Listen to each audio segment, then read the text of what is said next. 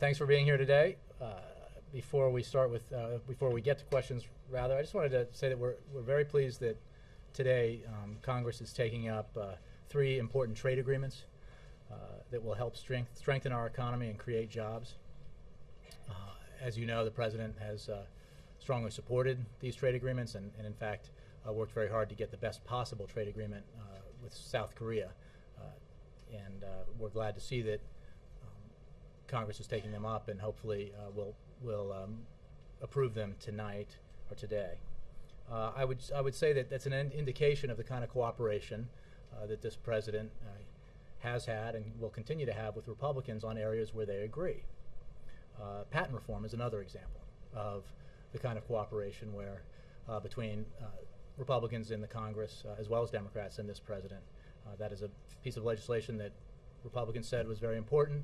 The president agreed. He has signed it into law.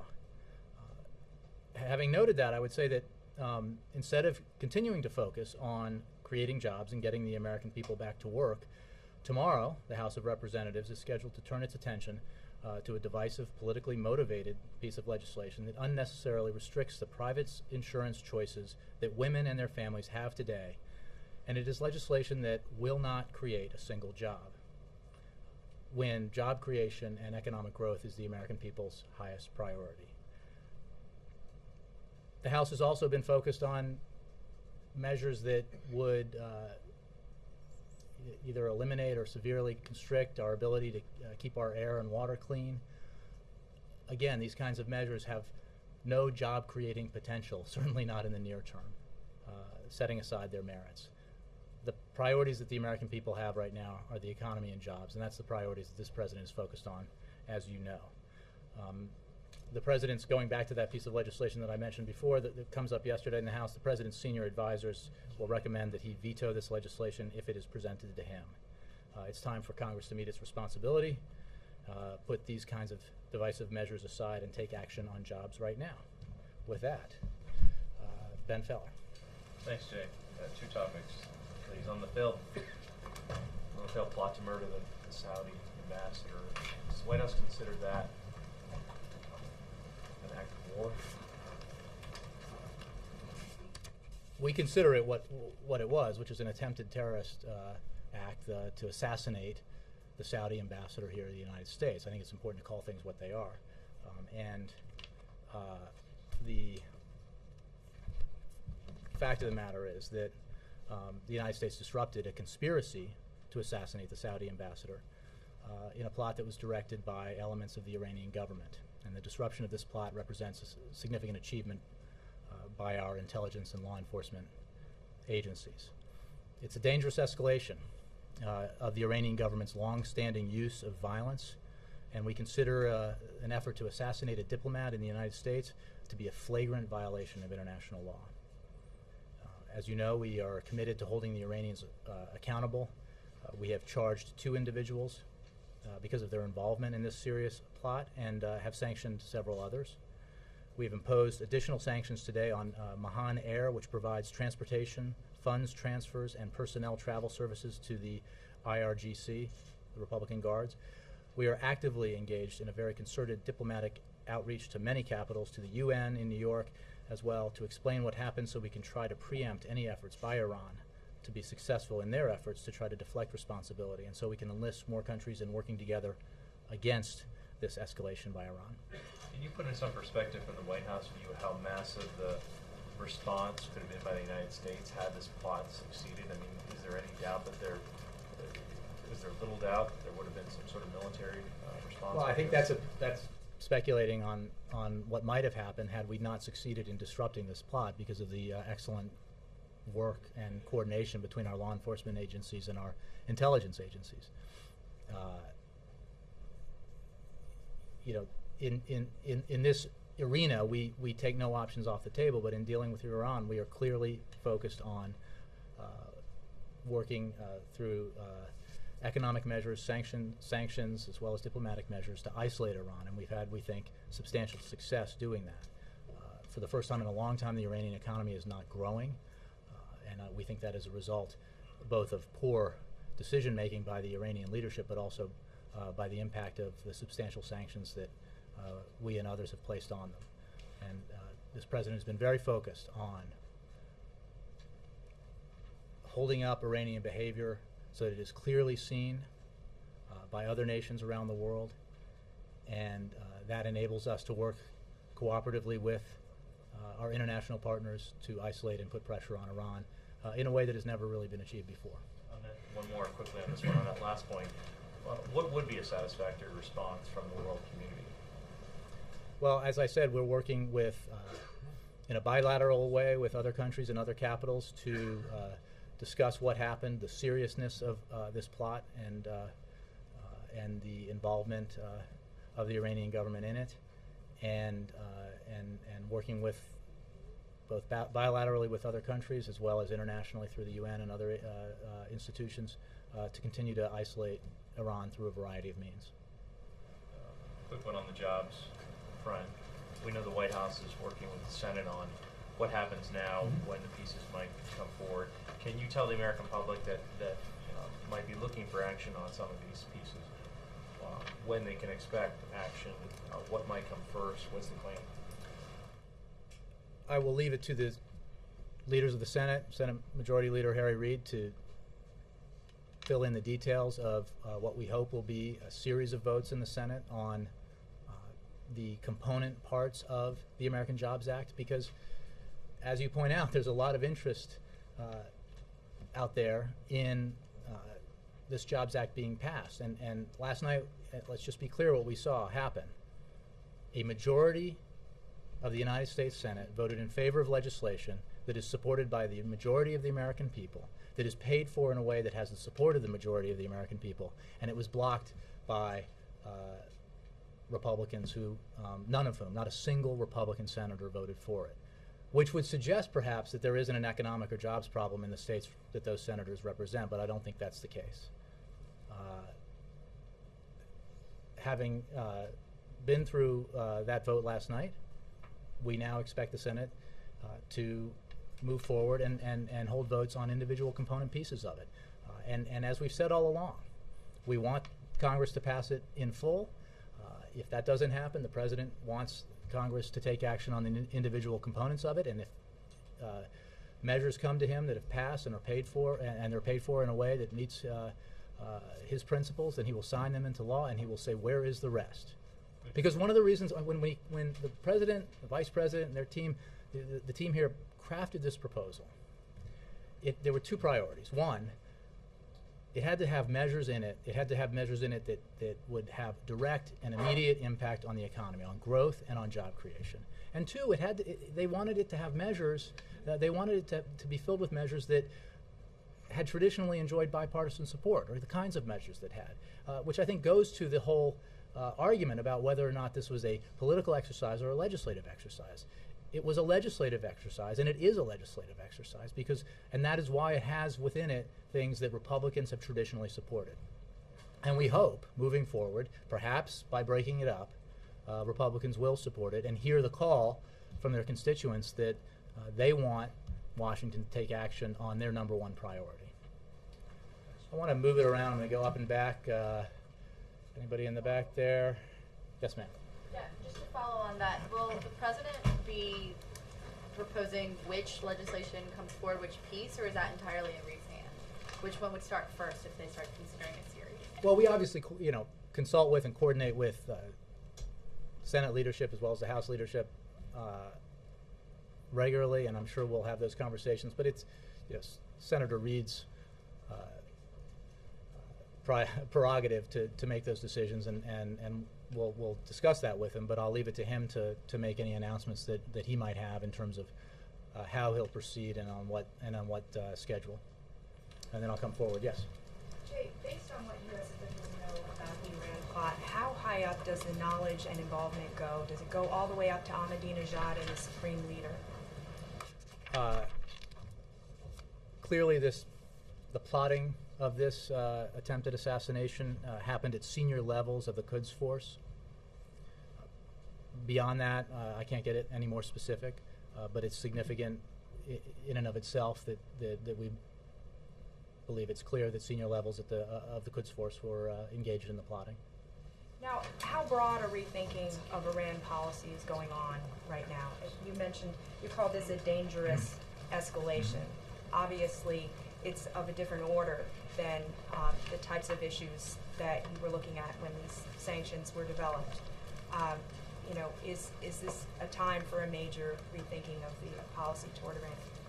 Well, we are obviously responding to this with some of the actions that we've already taken and some of the efforts that we'll be making, working with our international partners. And we will hold Iran accountable for its actions here.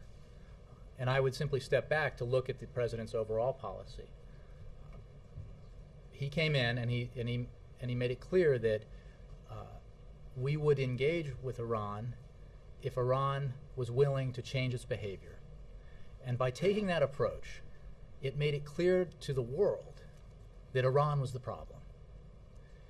And that has allowed us to rally international support behind efforts to isolate Iran, to put pressure on Iran, to sanction Iran or individuals within Iran. And that has had an impact, which I described earlier. We will continue to pursue those efforts and intensify them in light of this very serious attempted assassination. But can you be any more specific about the next steps? Do you go to the Security Council? What are the next steps? Are there Well, we're going to work. sanctions? I won't be more specific, but we will work with, as the Secretary of State said yesterday, I believe that with other capitals as well as in New York at the United Nations, in talking with our partners and international institutions about what transpired here, what a serious thing it is to target an ambassador in a third country, and why we need to take action to ensure that Iran is held accountable. But I don't have any specific steps to describe to you today. I'm going to go back. Bill. Jay, the New York Times reported Sunday on a memo that the Justice Department gave the White House authorizing the assassination of Anwar al-Awlaki. Can you confirm the existence of the memo, and will it be released as Senator Feinstein has requested? Bill, as you know, I'm not going to discuss matters of that nature. I can simply say as a general matter of fact that Mr. Awlaki was an operational leader of al-Qaeda in the Arabian Peninsula. He was directly involved in plots to perform terror that would have resulted in terrorist acts against the United States. And it is. I think it's important to remember that when we assess this overall question. Were there any other Americans or targets on that list? Again, I'm not going to. As others who were here when this happened, I'm just not going to engage in a conversation about that. Jake.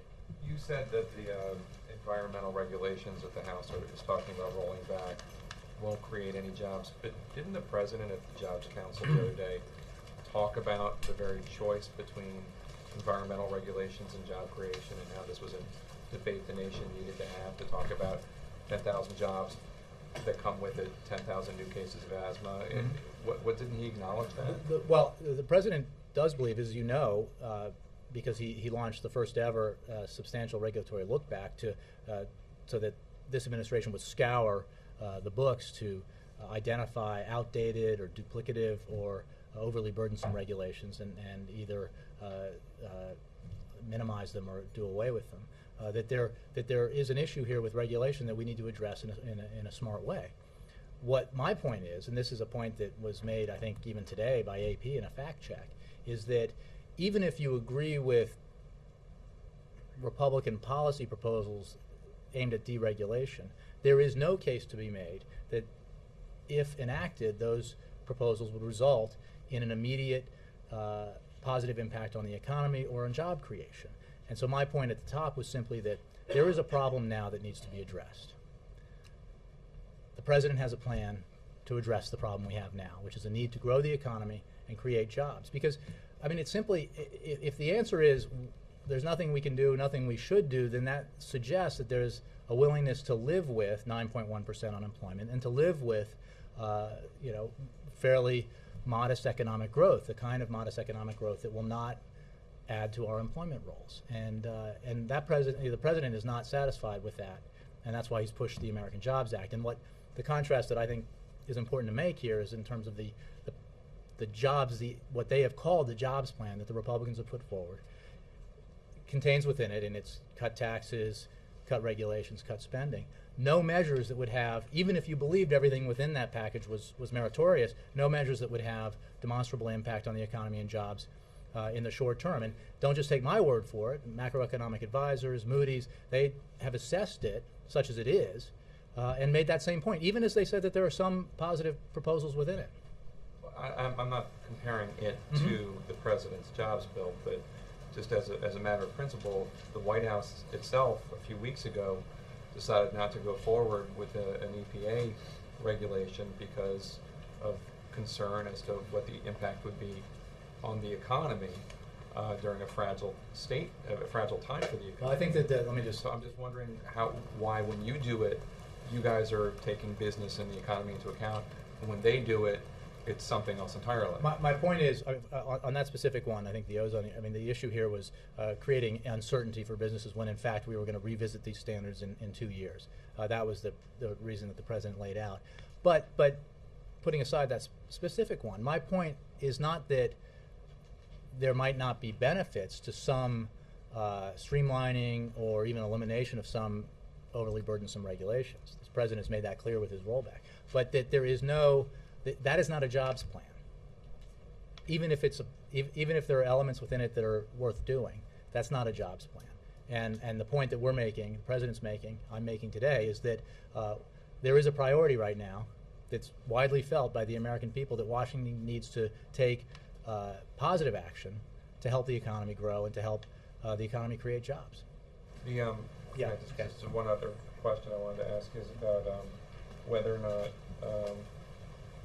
the president agrees with his campaign manager. Their strategy, speaking about the Republicans in Congress, their strategy is to suffocate the economy for the sake of what they think will be a political victory. Well, whether it's deliberate or not, by not taking action, anemic or modest economic growth and 9.1% unemployment feels pretty suffocating to most Americans who are experiencing it. And this just goes to the point that I was making, that there is an opportunity here for Congress to act in a positive way to do what outside economists say would boost growth by up to 2% next year and would add up to 1.9 million jobs next year. That would be a substantial accomplishment for the American people. And do it in a way that's entirely paid for, would not add a dime to the deficit.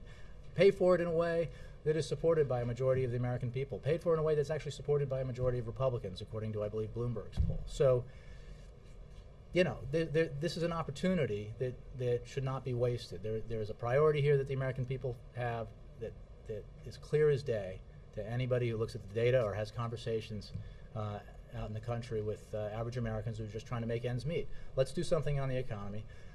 There are proposals here that have enjoyed bipartisan support in the past that should enjoy it now, and they're paid for.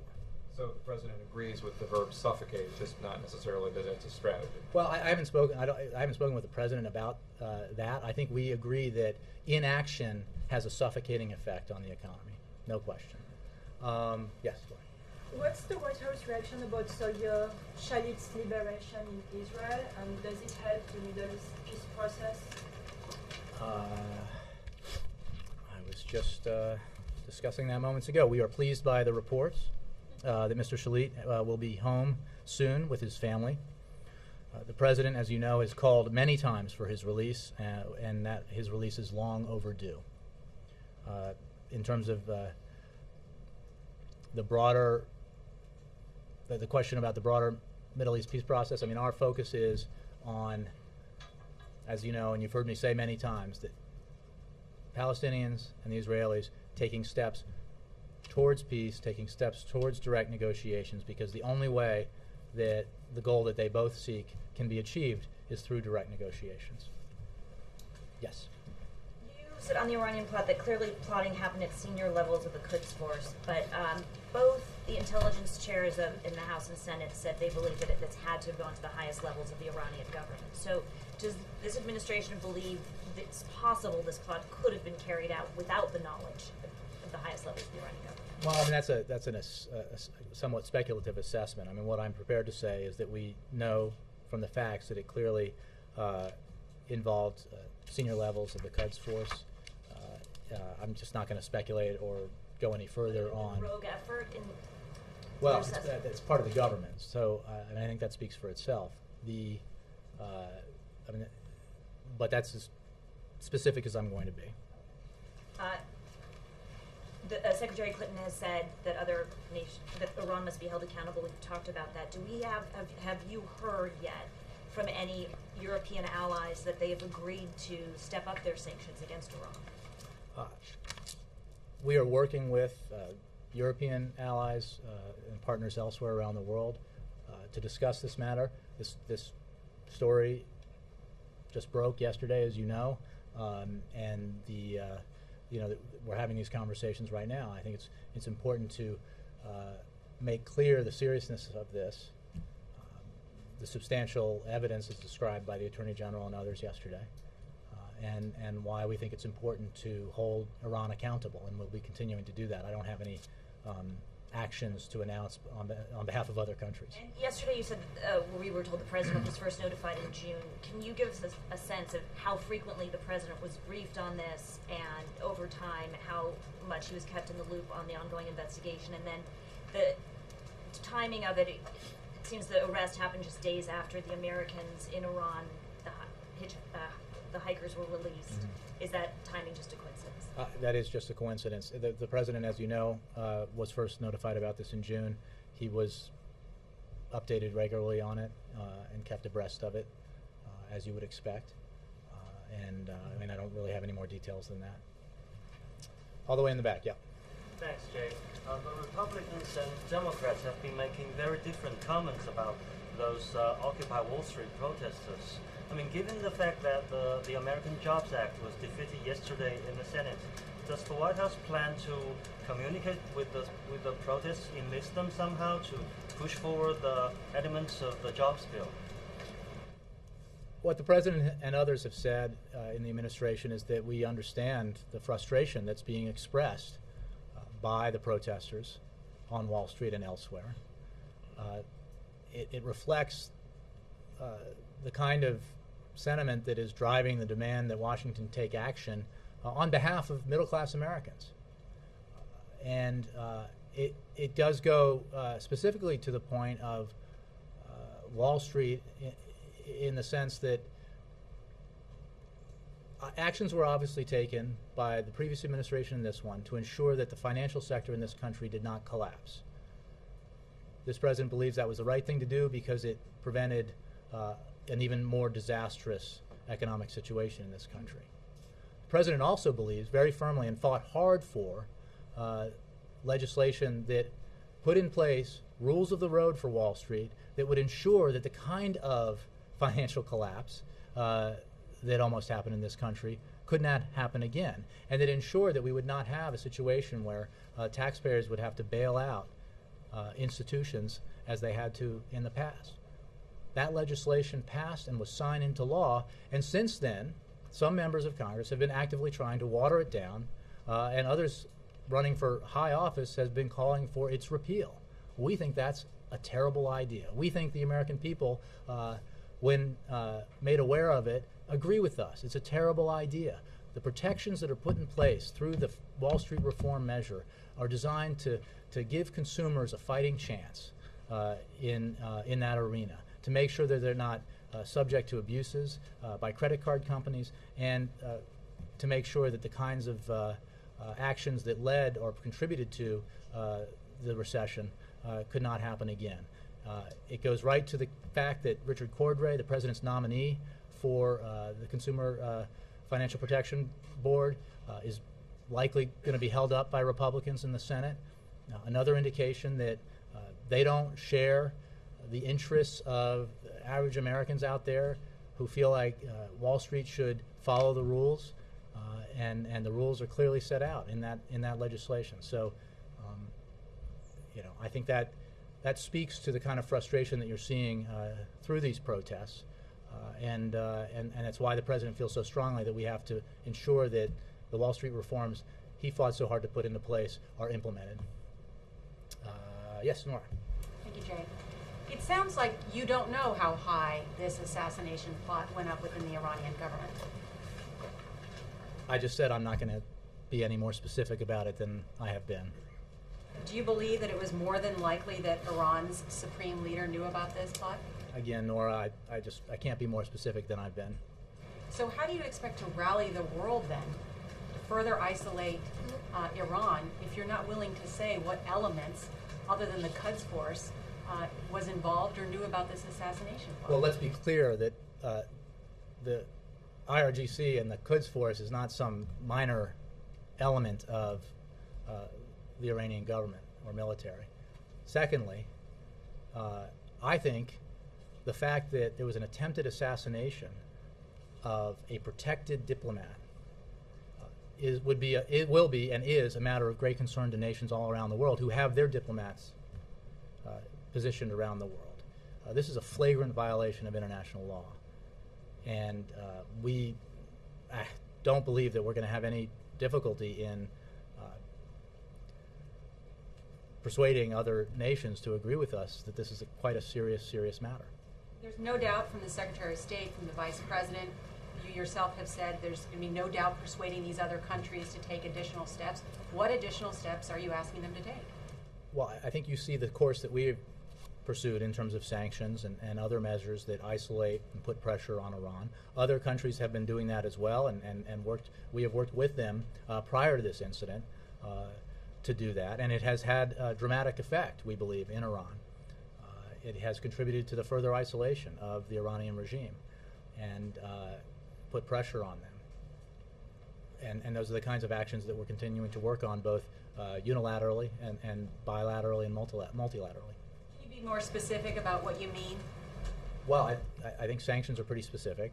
We talked about, I just talked... multiple rounds of sanctions on Iran. Yeah, and they've had an effect, and we're going to intensify the pressure and continue to work with our allies and partners around the world to hold up and make clear Iranian behavior, and also make clear that they have a choice to make in terms of getting right by the international community, and we've made clear what that would entail. But the Secretary of State said today we're going to hold them accountable. Sounds like you want to make the Iranians pay the price. What do you want done?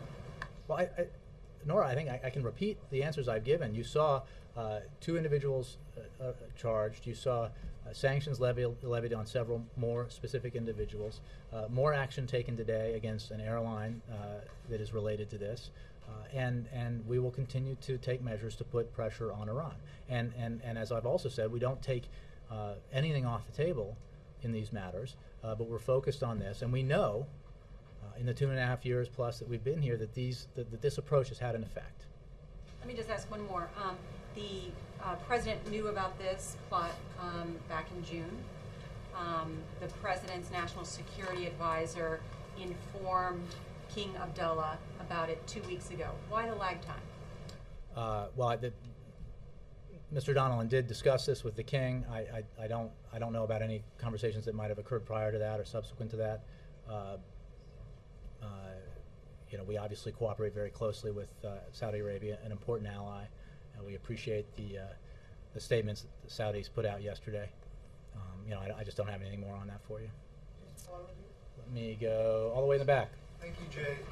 If the plot truly was planned by the Quds Force, it's meant to be inherently provocative. So how then does the administration plan to respond in a way that doesn't just fan the flames that the plotters would have been trying to fan themselves? Well, we're responding very concretely with actions that we know will have an impact on Iran, and will make clear that this kind of behavior is unacceptable, and will further isolate and put pressure on Iran. We're certainly not interested in downplaying the seriousness of this, as I've made clear and others have made clear. So I don't think there's any danger in that. We're taking concerted action. We're going to be working with our allies and partners, as well as the United Nations, and to continue to isolate and put pressure on the Iranians and the Iranian regime. Talk about that fine line then. Can you describe it to me again? Well, I mean, if the plot itself seems to mean to be provocative, attacking a diplomat, assassinating a diplomat is meant to be a provocative act. So how do you respond in a way that doesn't just play into the attempts to be provocative? Well, look, I don't think there is an alternative to holding Iran accountable for this, and that's what we're doing. It is a very serious escalation, a dangerous escalation of their behavior, behavior that has a long history, and we're taking action that we believe is appropriate, and that we hope will, through the intensifying isolation and pressure on Iran, change their behavior. Yes. Oh, sorry, Wendell. Why isn't the message from yesterday's Senate vote that it's time for the President and Republicans to compromise over the elements of the job bill that they can compromise on? Well, what I think I've said, the President has said, is that if the Senate did not pass the Jobs Act in its entirety or as a single bill, that we would then move to elements, component parts of the Jobs Act. The Senate will do that, as Majority Leader Reid has said, and we hope for and expect Republican support for these individual measures, as I think leaders of the Republican Party in the House and the Senate have said would be the case. Now, we will insist that every measure here deserves broad bipartisan support, because they're the kinds of measures that have earned broad bipartisan support in the past, and we will not be satisfied, you can be sure, if only one or two or three of them pass, because all of them pass and should pass, and the plan was constructed in a way to have the kind of collective impact on the economy that would be a significant net positive for the American people and the American economy. Again, I point you to the outside analysis of the American Jobs Act, all of its component pieces, and if enacted, what kind of impact that would be on the economy in terms of job growth and economic growth. So, but we will work. We hope that the kind of expressions of support for some of the measures that we have seen, the individual measures, will be realized in votes for them as we move forward here. But don't misunderstand me, that we will not be satisfied if a measure does not succeed and reach the President's desk. But you could have passed a portion of the bill yesterday. Well, because we believe, I think you're making assumptions about behavior in the Congress that can never, I mean, we heard last night, I believe in Republican debates, suggestions that even the payroll tax cut extension and expansion isn't a good idea. It's somehow a little Band-Aid. If you're an American family out there, $1,500 is a lot more than a little Band-Aid next year. How you can be for, how you can support the Ryan budget, which would give an average of $200,000 additional in tax cuts to millionaires, and be against tax cuts for regular working folk in this country, 95% of Americans, is beyond me. But that's what we heard last night. So I don't think that we can take anything for granted here. The fact is that the reason why we wanted to vote on the full measure is because we believe in every piece of it. And we don't just believe in every piece of it. The President doesn't just believe in every piece of it, but the vast majority of the American people believe in every piece of it, as data has shown. So we're going to keep at it. We don't think there's a more important priority right now. We certainly don't think that ideological legislation that does not create a single job is the next order of business. But officials say privately there's no plan on breaking it down to its component parts this week. The President makes clear in his statements today that you want to see politically painful votes taken in the Senate. And the focus appears to be as much on that as it is on passing the elements that you could get passed. That is just, let's just be clear. This, and I've seen some of this reporting, and we would like nothing more than for all of this to pass and for the President to sign it. And as the President said at the end of his press conference last week, he would like nothing more than for Congress to deprive him of the opportunity to run against a do-nothing Congress by actually doing something on the economy and jobs.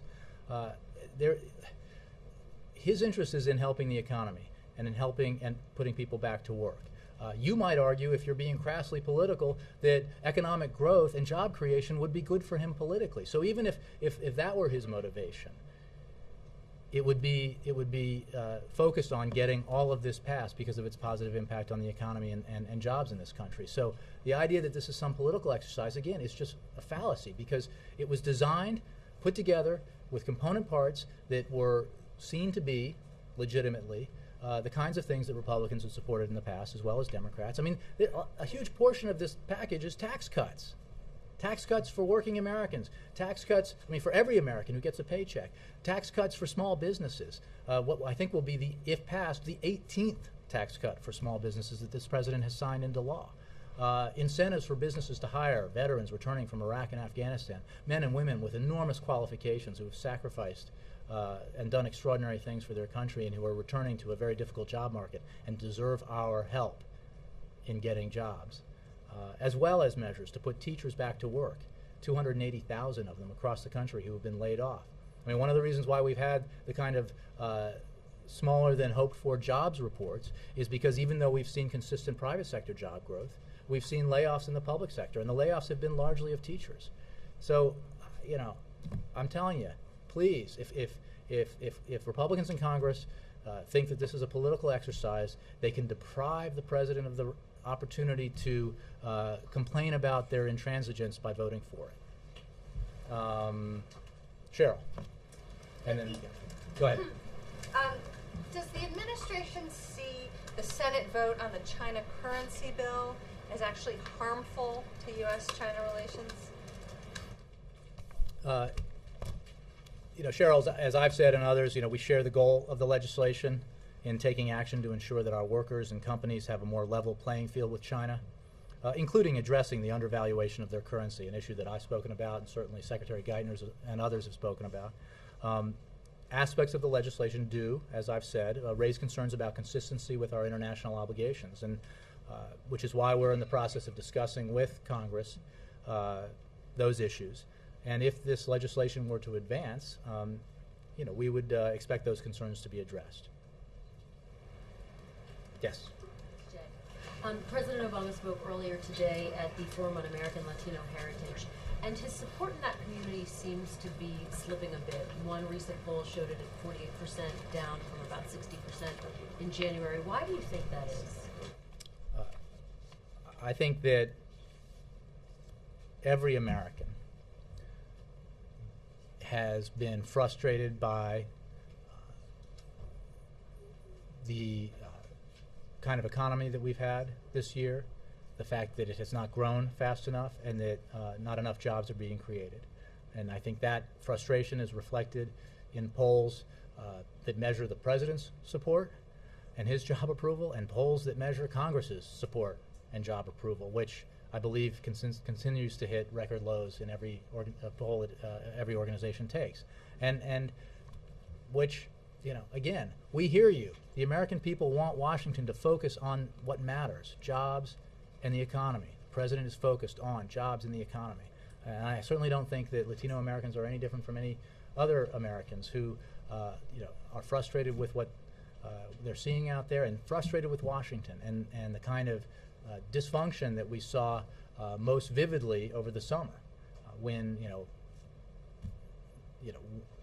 one element of the House of one party in the House of Representatives basically drove us to the brink and put at risk, raises a possibility, the potential that the United States of America would default on its obligations for the first time in its history. I mean, that is a case of, you know, the tail wagging the dog, and it's certainly not helpful and productive for the American people. What will the president do between now and the election to try to reach out to some of those voters who he's lost in that? Well, look, the president's, again, focused on jobs and the economy, and that is something that all Americans are focused on. He is also committed to comprehensive immigration reform, an issue that is obviously significant to many Americans. And I note, as I have in the past, that he hopes and believes that there will be, at some point, a return to the kind of bipartisan support for comprehensive immigration reform that we used to have in this country, led by his predecessor as president, Republican George W. Bush, and the Republican nominee for president in the last election, John McCain, senator of Arizona. So, you know, hopefully that we can rebuild that kind of bipartisan support for comprehensive immigration reform, and if we do, this president would very much like to see it passed. Let me just make sure you have been asking, and then Macarena. So yeah, you too. I want to follow up quickly on Cheryl's China question, and then I had a South Korea question. There's not that much, it seems like, that the President and the House Speaker, John Boehner, agree on these days. Boehner today said that China currency bill could set up a trade war. And what I want to know is, beyond the fact that the President's hoping that concerns will be addressed in the future, is the President also concerned that the implications of this could be a trade war? Well, what the President is concerned about is what I just described, which are that there are issues here about compatibility and consistency with our international obligations. And that's why we're talking to Congress, and we will continue to talk to Congress. And if this legislation were to advance, those issues would have to be addressed. The underlying goals of the legislation are things that we share, and we need, there needs to be a level playing field for our businesses and for our workers, and China needs to address the undervaluation of its currency. But you don't want to take a posture right now against the Democratic caucus that what they're doing is I think I've described it in what I think are pretty specific terms about our feelings and our approach to this, and we're continuing to work with members of Congress on it. And on South Korea, could you talk to us a little bit, with that trade pact about to be passed now into law, about what are the most important outstanding issues that the President and the South Korean leader are going to be discussing? Is it going to be focused on China? Is it going to be focused on North Korea? And with regard to Friday's visit to Detroit, is Korea poised to make a guarantee that they are going to buy a certain number of U.S. cars? Is there anything like that that you can preview for us about why you chose that plan, and what in terms of the auto piece is going to come out of the state visit? Well, let me start with, and I'm glad you asked, this is a very important and significant state visit. It comes at a time that's really a high point in the bilateral relationship and in our alliance with South Korea, and it marks an alliance that has matured over the last 2 years into a partnership building peace and prosperity globally. This establishment of a new economic partnership will create jobs and economic growth here in the U.S. as well as in Korea, and we're very hopeful that Congress, as you said, will act to approve the trade agreement, and the President will obviously sign it if Congress does act.